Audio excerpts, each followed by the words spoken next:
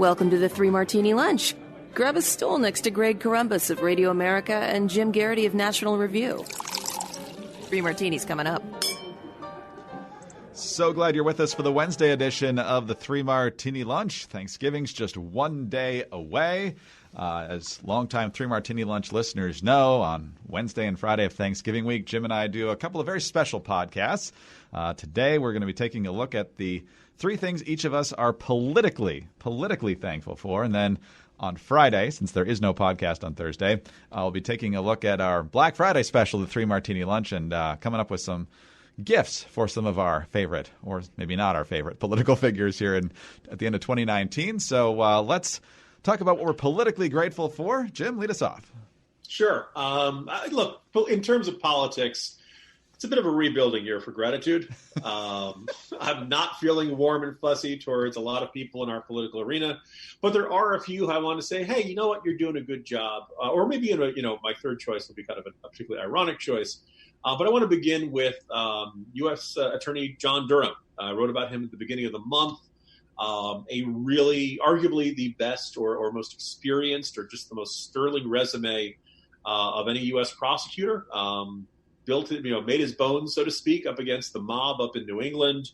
Long and distinguished career. He's handled a lot of high-profile issues involving national security and intelligence in very sensitive manners, and he's always come out of it with people saying, wow, this guy is thorough, he is professional, he is fair. And he is the guy who Attorney General Barr has asked to look into the start of the 2016 the investigation into Trump surrounding the 2016 presidential election campaign. This is about as big a political hot potato as they can possibly get. And obviously Barr has come under a great deal of criticism. Durham has been named a lot in the press, but until I did my profile, I really, felt like there wasn't much. Okay, so who is this guy?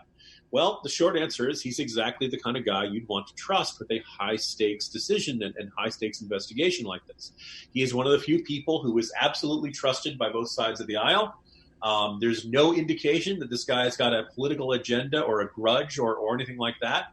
And, there's no guarantee as to when he will come up with his decision. It may come before the 2020 election. It may come afterwards. But either way, when Durham comes back, if he comes back with indictments, there's a really good chance he's going to get a conviction. He's got a fantastic record in this. If he comes back and says, I do not have enough evidence to prove a conviction here, then I think it's safe to say no other prosecutor would have said, oh, no, there's something, he missed something or something. He's very methodical, very clear. Everybody respects him as a straight shooter. And I'm glad to know people like this are still in our government. There's this sense that everything gets politicized and there's nobody who can be trusted by everybody. But so far, throughout his career, John Durham has done a terrific job of being that guy that everybody can trust to make the right call and to be a fair and honest dealer with everybody he's dealing with. So kudos to him.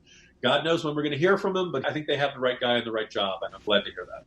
And fortunately, we're not in such a polarized climate that regardless of what he concludes, I'm sure everyone on both sides of the aisle will look back at his sterling record and realize that this was all on the up and up, and there's not going to be any political axe to grind whatsoever. So I look forward to that. Yeah, that will be that. But anybody who matters, dare I say, will recognize. Right? I mean, anybody who's fair-minded will say, okay, yeah. If Durham's, the idea that, Durham had an axe to grind is just, there's no justification for that. So, that's good enough in my book. All right, let's stay with the legal realm for a while. And when Republicans had control of everything, it was a little frustrating that more didn't get done legislatively. But now that we're in divided government and the odds of the House and Senate agreeing on anything other than continuing resolutions seems pretty darn low at this point. The Senate's main job is confirming people. And confirmed people, they are. We are at a pretty good clip here when it comes to judicial confirmations. We've obviously got the two Supreme Court justices of the Trump era in Gorsuch and Kavanaugh. And based on the limited track record we have so far, I think conservatives ought to be pretty pleased with those nominations. Gorsuch appears to be an absolute rock star is not the right word for the court. Should never be the word for the court. But certainly some. His guitar solos are awesome. He's a constitutionalist rock star. Is that a phrase? There we go. Anyway, last I checked, and I don't know if a couple other confirmations squeaked in since this report that I saw, but 164 federal judges have been confirmed, including dozens to the appellate court. In fact, there were just reports in the past few days They call it Circuit Court of Appeals flips. You never know how these judges are going to rule, and I hate to see it in a partisan way. What you want is people who understand the Constitution, don't see the courts as activist, and if that's who Trump has nominated here, and that's certainly the story we're being led to believe at this point. We'll see as they continue to rule on these cases. But with the 11th Circuit, the 2nd Circuit, the 3rd Circuit, and actually it's almost an even split now on the 9th Circuit, believe it or not. So depending on how active the Senate can be here in the coming year, and if Trump were to be reelected, it could remake the judiciary for quite a while to come here. And Jim, it's obviously at a point now where we put way too much importance on the courts. Everybody's like waited with bated breath, like is the three-pointer going to drop every time we get to June and some of these big Supreme Court cases get decided, usually by fairly narrow majorities. But in the end, regardless of how they're viewed from the political spectrum, if people are respecting the Constitution first and seeing themselves as impartial rather than an activist, these are going to be very successful nominations and confirmations, and that'll be good for conservatives who actually appreciate the Constitution going forward. Greg, you know you've got a good choice, but I'm like, darn it, why didn't I think of that? And that's the way I feel about that one, so I'm glad you thought of it. Who's your number two? All right, so kind of a little surprising here. I don't know how all of our listeners have greeted the very early start to the 2020 election cycle and how Democrats started announcing, well, Delaney announced back in 2017, but most of it started pretty early in this year. But there have been at least two pleasant surprises. I am thankful for Andrew Yang and Marianne Williamson, and not because I'm likely to vote for either one of them, and they may or may not even be on the ballot by the time Virginia votes. I don't plan on voting in the Democratic presidential primary, but as we forced to watch all of these debates, at least as I am for my job, they're two human beings who seem pleasant. Andrew Yang, I don't agree with all of his ideas, seems like a guy who's really thought long and hard about the kind of challenges facing our economy, and he's discussing topics that really nobody else in the political arena really is paying all that much attention to, like automation and AI and things like that. And Marianne Williamson, this beautiful, wondrous, absolute kook who you never know whether she's going to break out a Ouija board and conduct a seance or speak for the dead or be possessed or talk about hearts and flowers and astrological signs. It sounds like I'm making fun of her, but I actually find her interesting to listen to. And I think a lot of people on the right feel like, no pun intended, wrong, right church, wrong pew. The sense that when she talks about the spiritual health of the country, first of all, we're not used to hearing that from Democrats. And secondly, she talks about this, the sense of despair. She talks about spiritual matters as if they matter. That's really kind of refreshing. I think a lot of folks in the right of center world would agree with that. So Andrew Yang, Marianne Williamson, you're always welcome at my Thanksgiving table. In a year where we kind of figured we were getting a lot of the same old trite talking points, both of you brought something different to the discussion, and I am thankful for that. I'd rather have Marianne Williamson up there than Tom Steyer. I can definitely say that at this point.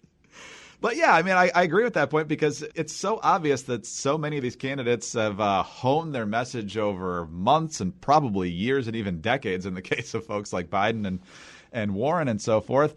And just folks who kind of come with a real approach. And you can manufacture a quote-unquote real approach, too. We've seen folks try to do it and flop immensely at it. But Yang seems like a guy that you could watch a game with and hang out with. And that's not necessarily the only standard for voting for somebody for president. But somebody who gets it from a real-world perspective is great because you see these people. I think it was just Kamala Harris last week who admitted she's never held a job in the private sector. She's in her 50s, for heaven's sake.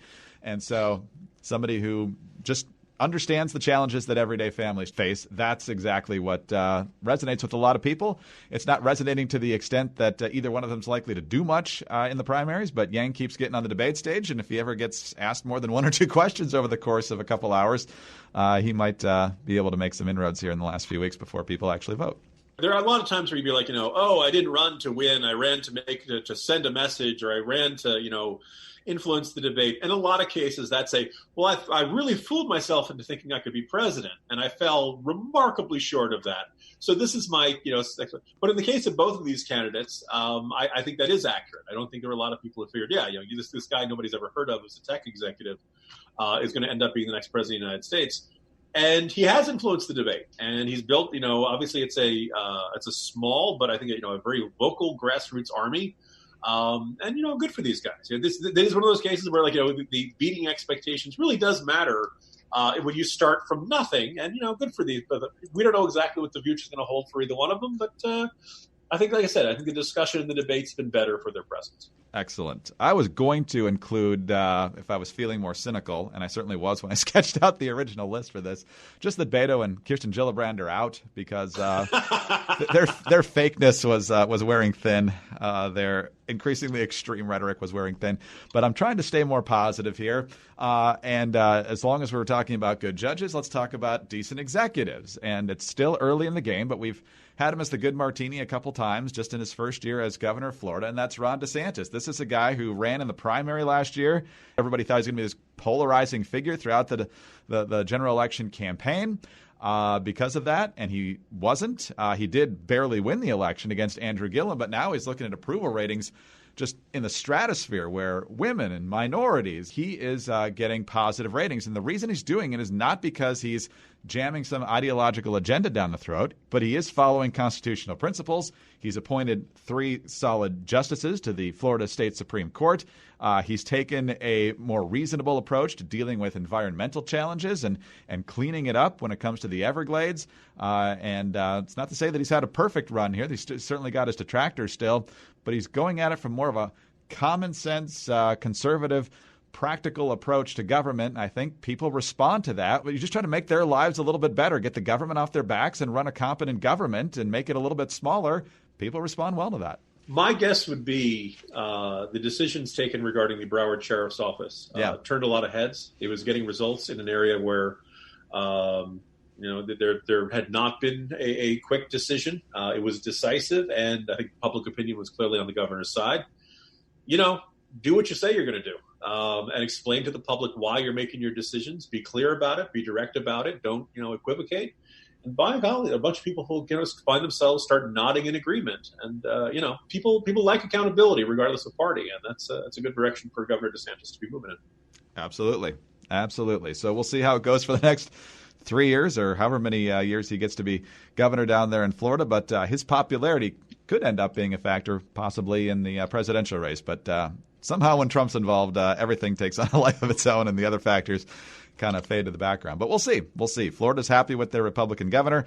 And I think DeSantis is a decent role model for other folks who are either in office or running for office. I mean, so much of the attention in our political climate these days is about sniping back and forth, trading insult for insult, or pointing out what the person in power from the other party is doing is so wrong.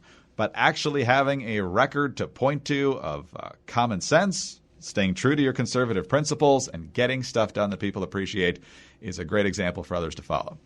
All right. Last round of things we're politically thankful for. Go for it.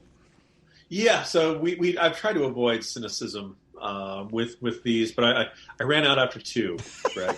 And I was going to make this is a little tongue in cheek, but there's actually a point to this, and that, Greg, I am thankful for Anonymous. Really? That as yet unidentified, allegedly unidentified. Some of us have very strong suspicions. Official appointed by Trump, who's been apparently working against him from the beginning. Wrote a New York Times op-ed, and now there's a whole book coming out, hitting bookstores soon. I am thankful for this administration, not for opposing the president. I think it's just Anonymous provides just a perfect, shining example of what not to do. I think there were a decent number of people who entered the Trump administration not necessarily being 100% on board with the president and his agenda, but they thought that they could either, help steer the president in the right direction, or they believed that they had a duty to serve their country, or for whatever reason, they ended up in their appointed positions, confirmed by the Senate, and all of a sudden the president starts making decisions they disagree with. And, look, part of your job in the cabinet, you're allowed to give the president Mr. President, I think this is wrong, and here's why. Apparently, Anonymous did not find himself being listened to. And so then, Anonymous decided to start working against the president of the United States from the inside. I think this is dishonorable. I think if you don't agree with the president, you almost have a duty to resign. I don't think staying in here and saying, well, I'm going to sabotage him. I'm going to do what I can to make sure I'm going to let him think that I'm trying to work for him, but secretly I'm pushing the information. No, this is not This is not good for democracy. This is not good for accountability regarding policy. If you don't like it, then resign. And we've seen plenty of people resign. I think there are obviously a whole bunch of people who started out in this administration left on very bad terms. You could probably say, count the number of people who ended on good terms and, on maybe two hands or something like that. But I think this is exactly wrong. If my theory is correct, Anonymous has left the administration. They said it's not clear from the tone in the law in the book. No one says you have to agree with everything the president does, and Lord knows, lots of people and lots of administrations have sucked it up and said, you know what, fine, I'm going to do my job. I don't like this decision, but I have a duty to carry out I have a duty to carry out, and I'm going to do it. And that's fine. It's the way government has always operated. The idea that under this president, well, because he's really unique and the way he speaks, the way he talks, the way he thinks.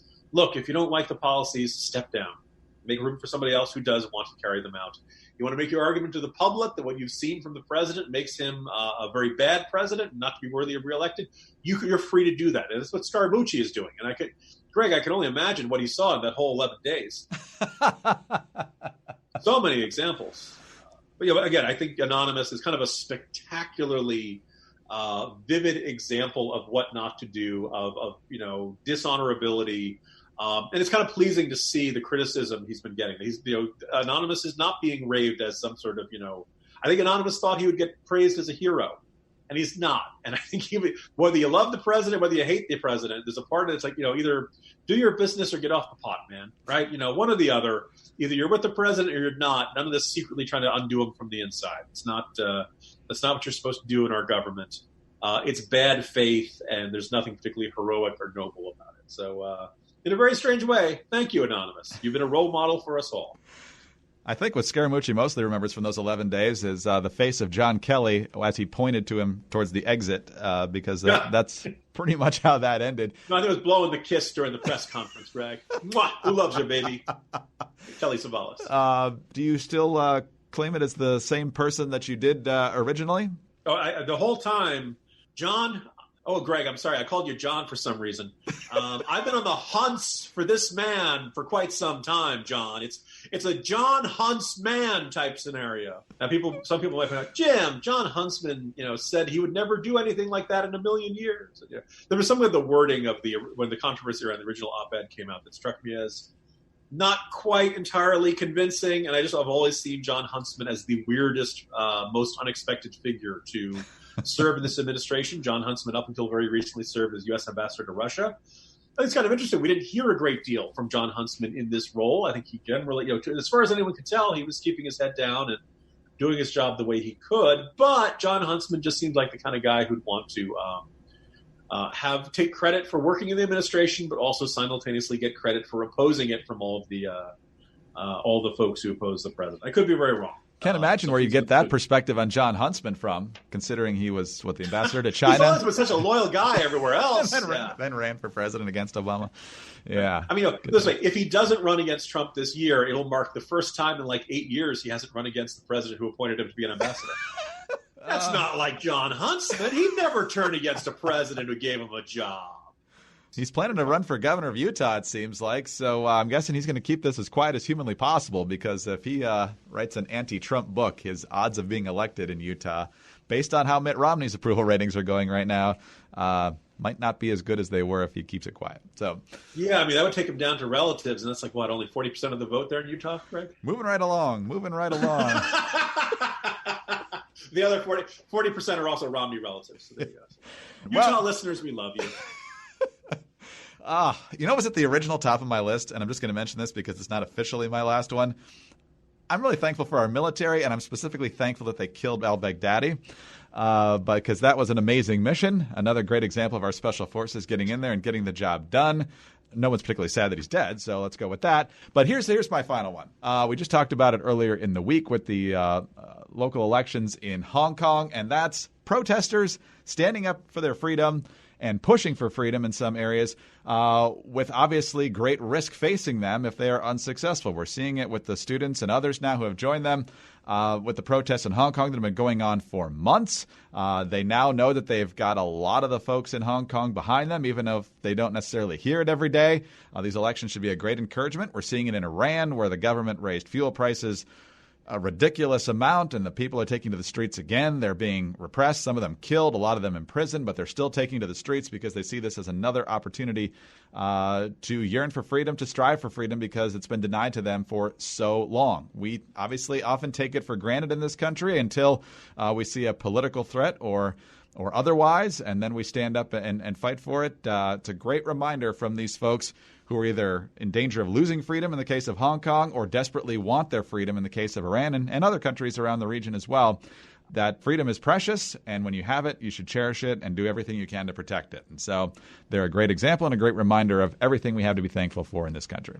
You know, Greg, I think it's an excellent choice, and it makes me look bad. Well, we hope that your Thanksgiving goes well. Every year at this time, we get these how to talk to your uncle. It's crazy from the opposite perspective. I don't know how many families actually deal with that. I have family members who don't necessarily agree with me politically, but we always seem to have a great time because we're, able to talk about other things. There was also the guy on Twitter this week who was talking about changing his Wi-Fi passwords, so all of his conservative relatives would have to type in, impeach 45 just to get Wi-Fi. Hopefully we can put all that behind us and just have a great Thanksgiving. I was about to say, Greg, do you think that guy really has a lot of people coming over for his... Not anymore. I mean, maybe, just, dear America, try not to show too much contempt to your family members this weekend. And also at the same time, just, be nice, appreciate them while they're there. You never know when you're going to lose them.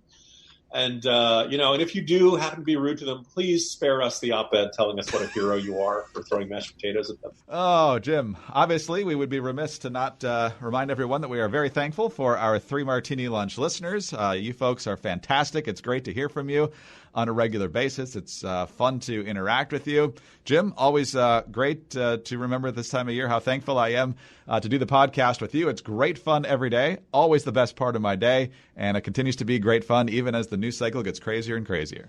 Greg, I completely agree.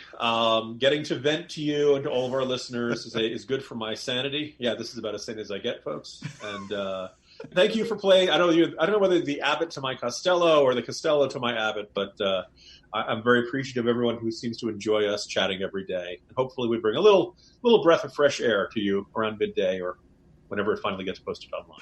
That's right.